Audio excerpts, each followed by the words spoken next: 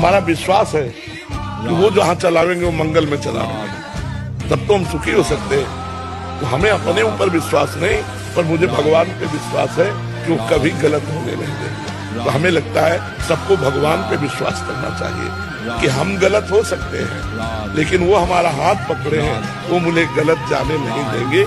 ये विश्वास आपकी रक्षा कर देगा। किसी भी वस्तु का अगर तुमने सेवन जीवन में किया है तो उसकी याद आएगी और वो आपको घसीटेगी। सोचो, और आपने तो कई जन्मों से आप भोग ही भोगते चले आए, तो अब मन को हम सीधे परमात्मा में कैसे लगा पाएंगे? अभ्यास करेंगे। किसी भी वस्तु का अगर तुमने सेवन जीवन में किया है तो उसकी याद आएगी और वो आपको घसीटेगी। सोचो, और आपने तो कई जन्मों से आप भोग ही भोगते चले आए, तो अब मन को हम सीधे परमात्मा में कैसे लगा पाएंगे? अभ्यास करेंगे। भगवान के सिवा अपना कोई सगा नहीं, बस अपने हृदय की गुप्त बात भगवान ही से केवल करे, दूसरे से न करे। और अपनी आशा सिर्फ भगवान, किसी व्यक्ति से नहीं। उसको कभी कोई दुखी नहीं कर सकता। तो आप नाम जप करो और देखो, गलत आचरण करके यदि आपका हृदय न जलने लगे तो हमें बताना।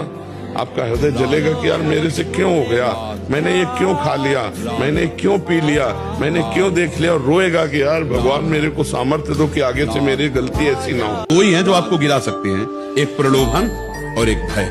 प्रलोभन कभी करना नहीं और भयभीत कभी होना नहीं। नाम जप करना और भगवान के भरोसे में रखना, तो हर विपत्ति संपत्ति बढ़ाने वाली बन जाएगी। हर भय तुम्हें ऊंचा उठा देगा।